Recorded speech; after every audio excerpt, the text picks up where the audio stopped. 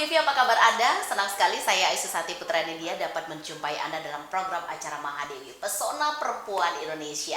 Dan kali ini pemirsa Bali TV kita bersama salah satu dokter spesialis kandungan, yang mana kita tahu untuk spesialis kandungan sendiri pasti bersentuhan dengan perempuan, konsultasi, permasalahan, penyakit yang dihadapi, dan lain sebagainya. Dan hari ini pemirsa Bali TV kita akan mengetahui lebih banyak lagi seputar penanganan seorang dokter spesialis kandungan terhadap pasiennya sendiri. Langsung kita sapa narasumber kita kali ini di acara Mahadewi, Dokter Kadek Sukamerta SPOG. Om Swastiastu, dokter. Om Swastiastu. Halo dokter, terima kasih. Apa kabar dok? Kabar baik. Kabar baik, ya. Pemirsa, yang biasanya di program acara Mahadewi kita menghadirkan perempuan-perempuan yang bisa memotivasi, menginspirasi untuk para penonton yang menyaksikan acara kita. Tetapi spesial kali ini kita menghadirkan seorang dokter spesialis yang mana Dokter Kadek Sukamerta ini juga bersentuhan dengan perempuan, sering menangani beberapa kasus yang berhubungan dengan kandungan. Dokter, Ya. berbicara tentang perempuan, dokter, karena kita ada di segmen acara Mahadewi Pesona Perempuan Indonesia. Perjalanan karir seorang Dokter Kadek Sukamerta SPOG yang mana untuk spesialis kandungan kan lebih sering berhubungan, bersentuhan, dan juga bertemu dengan perempuan. Di antara semua bidang spesialis kan banyak dok, kulit, anak, dokter bedah, dan sebagainya. Kenapa memilih terjun justru di SPOG yang lebih sering notabene bertemu dengan perempuan, dok? Ya. Ini pertanyaan yang rutin ya. Rutin yang Oh, rutin. Berarti sebelumnya juga ditanyakan oleh orang lain ya, dok ya? Rutin yang kita terima seperti itu. Iya. Sebenarnya titik tolak saya pribadi kenapa terjun di bidang kandungan dari sejak pos PDD dulu. Kita kan sempat kerja di daerah PDD. Nah, di situ kita pas saya sebagai dokter puskesmas. Sebagai dokter puskesmas, di mana pada saat itu memang kemampuan kita untuk di bidang kandungan memang lebih terbatas ya. Lebih terbatas, dan di situ kasus kebetulan saya tugas di Lombok Barat ya, puskesmas Lombok Barat, salah satu puskesmas. Waktu itu dokter umum ya, dok? Ya, dokter umum. Nah, di situ kan ada kasus banyak, kita menanganin semua kasus ya, semua pasiennya. Pasien bersalin, pasien melahirkan, pasien penyakit dalam, semuanya ya. Di antara kasus semuanya itu memang keterbatasan rasanya dan ketertarikan itu muncul pada saat melihat begitu susahnya seorang ibu itu melahirkan. Melahirkan, dan suatu saat ada ibu yang melahirkan sungsang ya, sungsang, dan di situ ada kesulitan dalam proses bersalinnya. Dan dari titik itu dah kok ada yang sesuatu yang harus dieksplor lebih deh dalam bidang ilmu itu kan. Kebetulan dalam proses berjalan semuanya, dan juga kebetulan kita ikut testing juga bisa lulus semuanya. Akhirnya jodohnya ke situ dia jodohnya. Jadi titik awalnya dari situ sebenarnya. Ya, jadi kenapa bisa akhirnya berkecimpung di dunia kebidanan. Oke, gitu. di dunia kebidanan spesialis kandungan sampai Kandungan, saat sekarang ya. ini ya dokter ya. Berarti berawal dari kisah dokter yang melihat betapa sulitnya seorang perempuan itu melakukan persalinan, melahirkan dokternya sampai saat sekarang ini dokter menjalani profesi dokter sebagai dokter spesialis kandungan. Dokter, di antara sekian banyak pengalaman yang dokter sudah pernah lalui menjadi seorang dokter spesialis kandungan, bertemu dengan banyak perempuan, pasien-pasien dokter. Pengalaman yang tidak terlupakan dan masih teringat sampai saat sekarang ini, dokter. Pengalaman justru yang berkesan tuh ya justru pada saat mungkin saya pas lagi tugas di daerah ya. Di daerah mana dok waktu itu? Di daerah waktu itu masih tugas residen ya. Residen, masih tugas di Bajawa ya. Bajawa tuh di situ pada saat itu menolong persalinan kembali ke sungsang ya. Kasus ada seorang ibu melahirkan, kakinya sudah keluar duluan. Si bayi ya dok? Iya, bayi keluar duluan, kita nolong itu. Pada saat itu kebetulan ada CSR, tim medis dari rumah sakit itu, kerjasama dengan pihak dokter asing luar juga. Ya, pada saat itu kebetulan dilakukan operasi sesar situ, dan kejadiannya begitu cepat dan sedikit tanda petik dramatis, karena dengan segala keterbatasan kita di daerah. Dan kebetulan pada saat itu prosesnya bisa berjalan lancar dan bisa happy ending. Bayinya bagus, ibunya sehat semuanya, dan di situ kita apresiasi yang kita terima dari pasiennya sendiri, kemudian dari tim medis yang lain yang kebetulan ikut memfasilitasi pada saat itu. Di situ rasanya ya sulit untuk digambarkan. Ya, jadi Berarti waktu kesan itu banget. jadi dokter umum atau Belum spesialis? belum Dok? spesialis, masih Berarti dalam proses. mendampingi. Iya, masih dalam proses pendidikan. Kita istilahnya itu tugas belajar, tugas Aha. belajar di luar, sudah mandiri, tugas mandiri di daerah semuanya itu. Jadi itu sangat berkesan. Iya. Wow, Ya. menjadi pendamping spesialis waktu itu ya, dokter ya. Waktu itu sudah mandiri sih. Aha. Kita karena tugas di daerah sendiri sudah mandiri. Oh, sudah Terus berdiri waktu sudah itu, mandiri. baik. Mendapati kasus sungsang ternyata Iya, pertama ya, Dok ya. sungsang juga, dan waktu itu operasinya sesar. Dan di daerah ya, pula ya, Dok ya. Iya, waktu itu. Ya. Wow, Jadi, yang sangat luar biasa. Kalau kasus yang sudah biasa yang kita tangani di rumah sakit dengan fasilitas yang lengkap semua sih sudah kita tangani sesuai dengan fasilitas yang ada. Oke, ini challenge-nya seorang dokter yang masuk ke ruang operasi, dokter spesialis terutama adalah challenge-nya pada saat beliau ini ditugaskan di tempat terpencil, peralatan Iya. terbatas, kelengkapan terbatas, tapi Iya. harus menolong 2 nyawa sekaligus. Tantangannya Nanti kita memang akan sambung ya, Dok ya. Iya, iya. Tantangannya Adrenalinnya di sana, begitu luar adrenalin. biasa ya, Iya. 2 nyawa loh pemirsa ya, Iya. si ibu dan si anak. Seperti apa menariknya perbincangan kita bersama dokter spesialis kandungan Dr. Kadek Sukemerta SPOG. Nanti kita akan sambung, tetaplah di Mahadewi Pesona Perempuan Indonesia. Ya, pemirsa Bali TV masih di acara Mahadewi Pesona Perempuan Indonesia, masih bersama Dr. Kadek Sukemerta SPOG. Dokter, kasus-kasus yang paling banyak dihadapi perempuan saat sekarang ini di bidang SPOG atau spesialis untuk dokter sendiri, dokter. Apa saja, Dok? Belakangan kalau terakhir yang sekarang dihadapi? sekarang ini kasusnya yang trennya yang lebih meningkat itu kan kasus dengan kehamilan dengan komplikasinya. Kehamilan dengan komplikasi. Kehamilan dengan Komplikasi seperti apa, Dok, zaman sekarang? komplikasinya yang paling sering justru sekarang itu kan seperti darah tinggi ya. Kehamilan dengan darah tingginya, kemudian kehamilan dengan ada risiko penyakit jantungnya, dan juga risiko dengan komplikasi infeksi.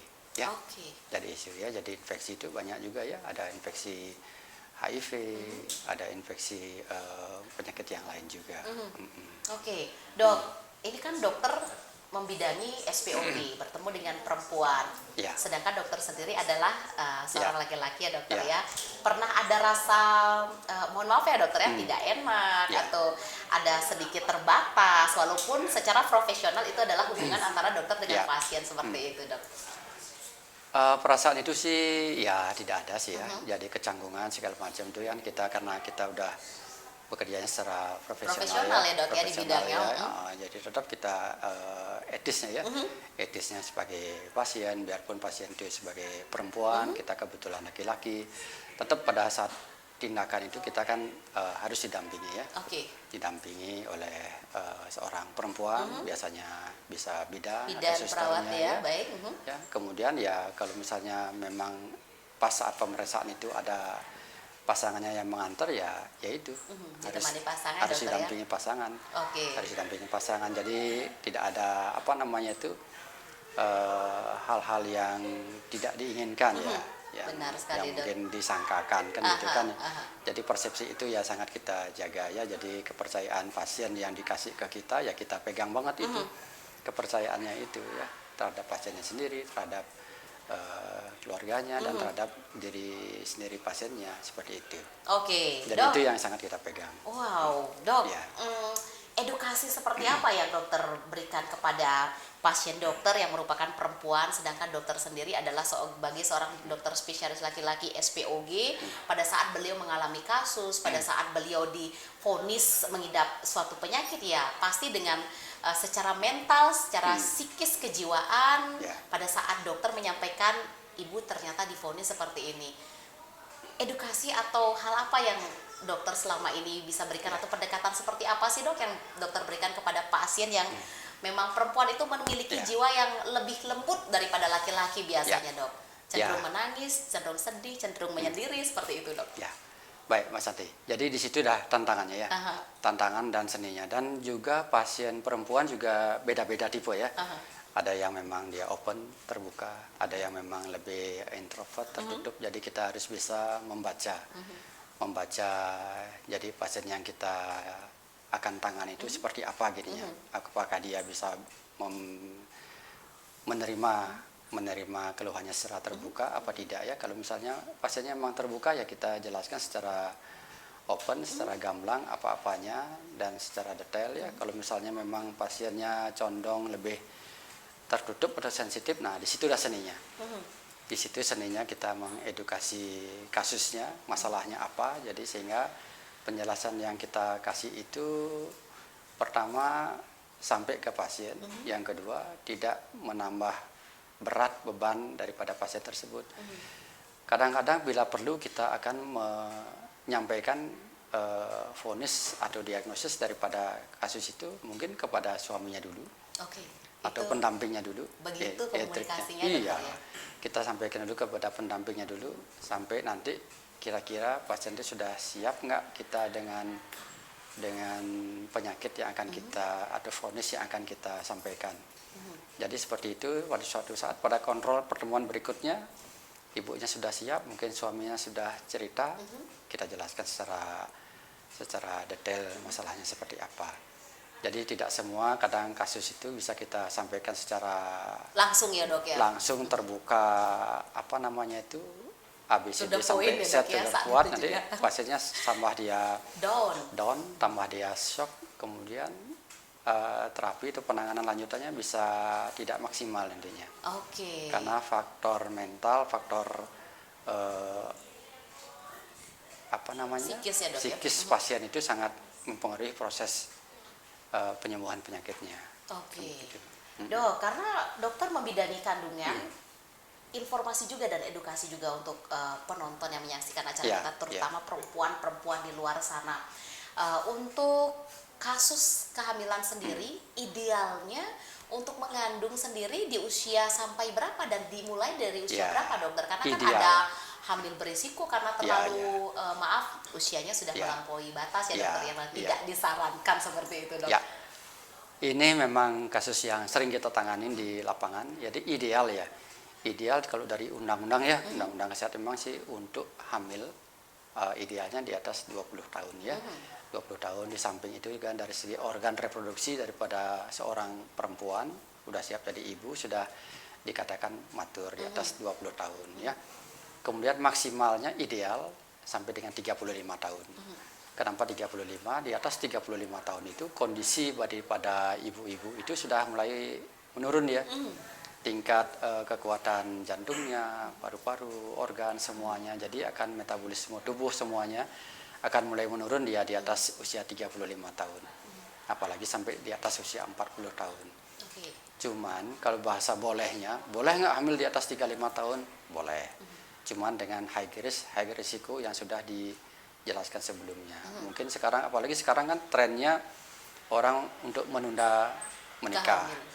Menunda nikahnya. Menunda nikah dulu, Nikah bukan ditunda. menunda hamil lagi, dok. Sudah nikah ditunda, terus hamilnya Ditunda ditunda pula, lagi. karena urusan karir ya, dok ya. Ya, urusan Baik. karir, urusan pekerjaan semua. Jadi banyak yang hamil di atas usia 35 tahun. Apalagi sampai ada kok di atas 40 tahun. Boleh nggak? Boleh, dengan pengawasan yang ketat, dengan risiko yang sudah dipahami. Biasanya risiko apa, dok, yang terjadi kalau memang hamilan di atas 35 Kembali ke tahun? risiko komplikasi kehamilan. Jadi hipertensi dalam kehamilan, kemudian risiko dalam proses bersalinnya, risiko pendarahan akan lebih meningkat ya sesuai dengan peningkatan daripada usia Oke. kehamilan, usia ibu yang hamil. Jadi lebih berisiko dia untuk ibu yang akan melahirkan dan juga untuk bayi yang dikandung. Oh, Karena oke. kemungkinan adanya gangguan pada bayi yang dikandung itu semakin meningkat usia ibu akan semakin berisiko dia. Ada Down syndrome, ada kelainan kongenital bawaan, lebih berisiko bayi dia. sendiri. Iya, dengan kehamilan yang sudah makin usia ibu yang makin meningkat. Oke, Ya, jadi ternyata itu. berpengaruh ke segala segi ya, dokter ya. Berbahaya buat si ibu, fatal juga buat si anak ya. Dan lagi satu sebenarnya kalau misalnya usianya terlalu dewasa ya bahasanya bukan tua ya, dewasa ya, lebih dari 35. saat anak itu sudah perlu perhatian khusus, orang tuanya sudah usianya lebih lanjut. Baik. Iya, ibu 35 tambah 5 tahun, misalnya 5 tahun, ibu 40. udah 40. Nanti SD sudah pensiun kalau dia karirnya kerja. Iya, iya. Orang tua mungkin di situ juga faktor Dari segala ekonomi. dari sisi Iya. memenuhi kebutuhan Kebutuhan, putra-putrinya ke depan iya, juga ya dok di ya. situ juga.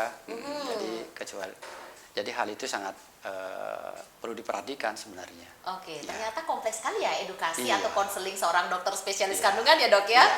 Bukan hanya konseling masalah penyakit pasien, tetapi bagaimana seorang SPOG memberikan pandangan ke depan kepada pasien-pasien beliau bagaimana seandainya terjadi kehamilan Ya. pada saat usia Ya. yang seharusnya tidak hamil lagi Ya. seperti itu ya dokter ya. Ya. Dokter, satu pertanyaan lagi sebelum kita break pariwara dokter.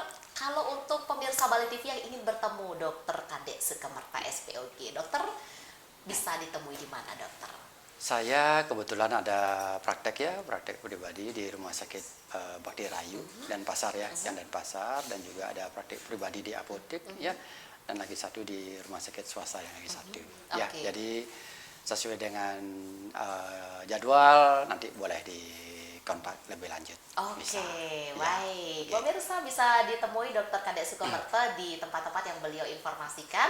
Tentunya pemirsa Bali TV semakin menarik perbincangan kita dan kita akan bertanya lebih jauh seperti apa karir seorang Dokter Kadek Sukamerta dan seperti apa beliau selama ini berhadapan dengan pasien-pasien dia yang notabene-nya untuk SPOG pasiennya pasti perempuan ya dokter ya. Sesaat Ya, lagi ya. tetaplah di Mahadewi Pesona Perempuan Indonesia. Ya pemirsa Bali TV masih di acara Mahadewi Pesona Perempuan Indonesia, masih bersama Dokter Kadek Sukamerta SPOG.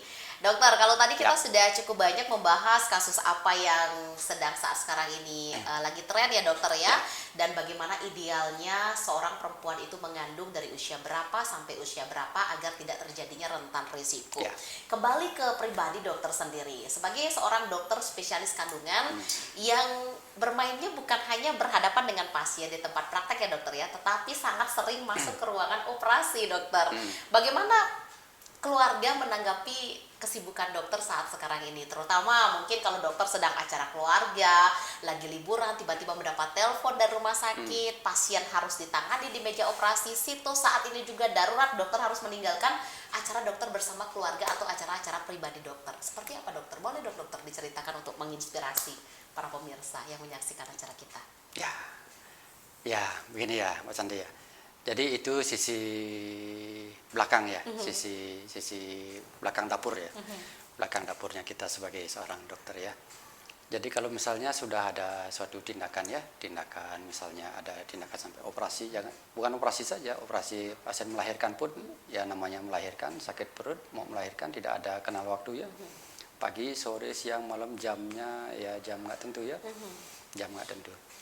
Jadi di situ kita sudah ada saling komunikasi ya, komunikasi sama keluarga, sama anak-anak.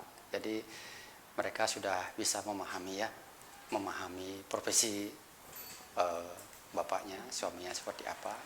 Jadi ditinggal setiap saat tuh kita hampir sering ya. Pas kita lagi makan bareng, pas kita lagi ada acara keluarga, kalau masih dalam jangkauan kita untuk membantu ya, kita mungkinnya pause dulu ya, break dulu untuk acara yang sudah kita kerjakan ya, kita bisa menangani pasien yang akan kita tolong. Betul, tapi dan kita utamakan bantu. pasien dulu, Iya, membantu pasien ya dokter ya, ke rumah sakit ya. Jadi itulah tantangannya ya. Aha. Mungkin suatu saat pernah dari keluarga ya, entah itu anak atau istri kan, kita ditinggal ya, pas lagi asik-asiknya ditinggal ya, di situ kita ngasih penjelasan ya, inilah kita tujuannya kan, kita udah profesi, kita sudah menggeluti tugas kewajiban untuk menolong ya, satu sisi menolong ya, kita kasih pengertian gitu, kita tinggal dan nanti ya kita balik lagi. Jadi mungkin pertama-tama sempat ada penolakan ya, setelah itu ya bisa diterima dengan kondisi itu ya, sudah maklum juga. Oke, sudah bisa. terlalu sering begitu ya.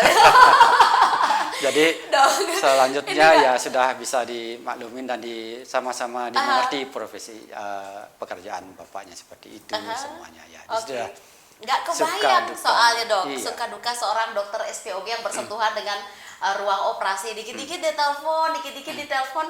Mohon maaf dokter, dokter rentang waktu selama 24 jam itu berarti kondisi tidurnya harus on dengan telepon dong berarti dok.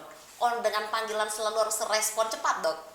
Ya, kalau kita telepon, Aha. sekarang kan gadget ya, teleponnya, telepon, chatting, WA semua ya. Kayak ya kalau kita masih dalam kondisi standby, tidak ada sedang operasi, sedang tindakan atau apa ya, kita sebisa mungkin direspon cepat.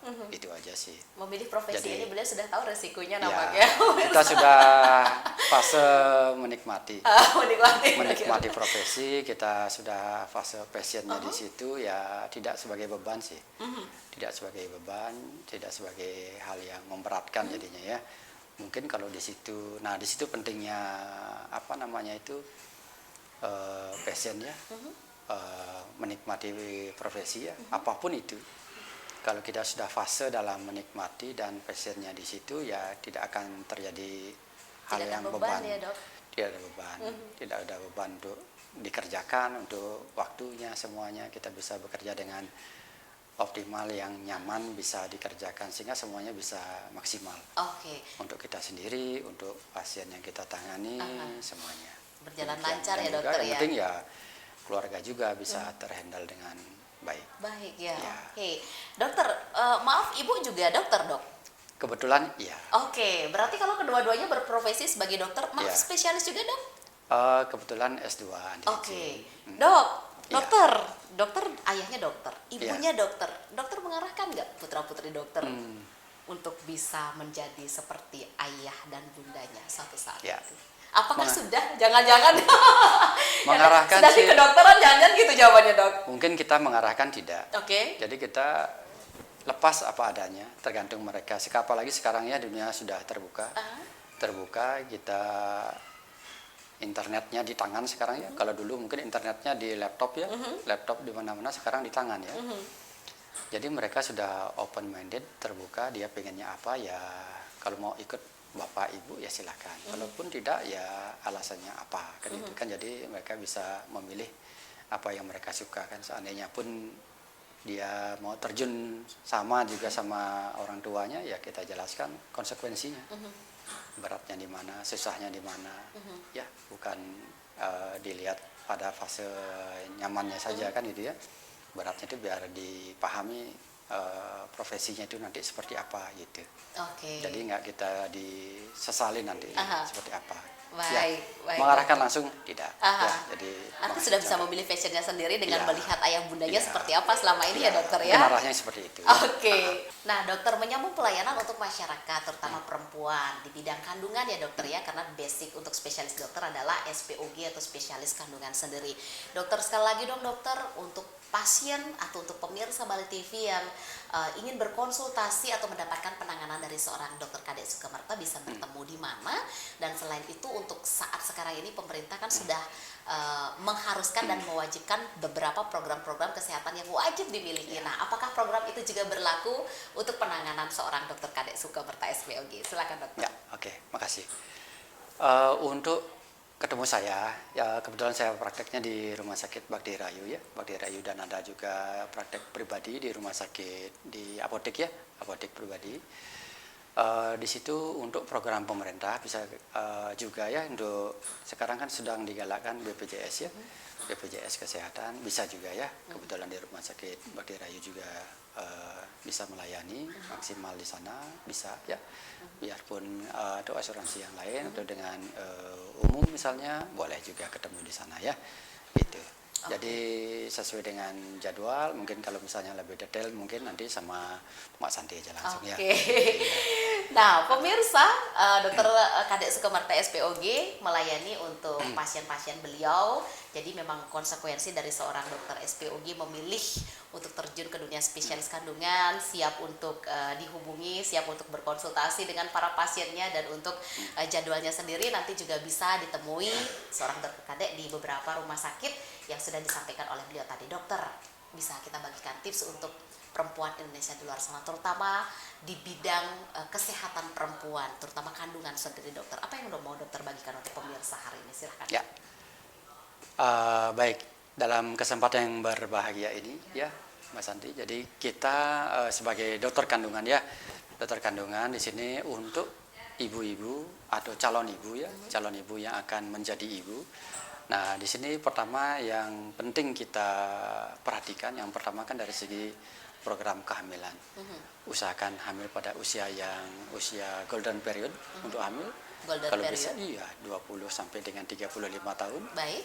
Kemudian seandainya sudah sampai hamil, bisa pemeriksaan kehamilannya yang rutin, yang baik ya, baik di puskesmas, di dokter praktek pribadi, atau di rumah sakit. Jadi mengikuti program jadi untuk asupan gizi. Dan juga sekarang kan program pemerintah lagi menggencarkan mencegah stunting. Jadi kaitannya di situ juga ya. Jadi program stunting itu jadi golden periodnya ya dari sejak dalam kandungan. Dari sejak dalam kandungan, kalau misalnya sudah perawatannya yang optimal, mendapatkan penanganan yang optimal, jadi bisa pencegahnya dari dalam situ. Jadi itu program jangka panjang daripada kita di bidang kandungan. Oke. Mungkin seperti itu ya. Baik, Terima dokter. kasih. Dokter Kadek Sukamarta SPOG. Terima kasih banyak dokter untuk waktunya. Ya, Sehat terima selalu dan kasih, sukses Mas terus Santi, untuk Mas karirnya Asti. ya, Senang dokter. sekali bisa ketemu di Bisa sini dalam terus kesempatan membantu ini. pasien-pasien dokter, terutama Ya. perempuan yang datang kepada dokter berkonsultasi, dan sehat selalu untuk kita semua ya, dokter ya. Ya. Dan pemirsa, mudah-mudahan acara yang kami sajikan pada hari ini dapat bermanfaat bagi Anda, seorang dokter kandungan, Dokter Kadek Sukamarta SPOG. Dan akhir kata, saya Isu Santi Putra Nindya mewakili seluruh kerabat kerja bertugas di Mahadewi kali ini pamit undur diri, dan kami akhiri dengan Parame Santi. Om Santi, Santi, Santi, Om.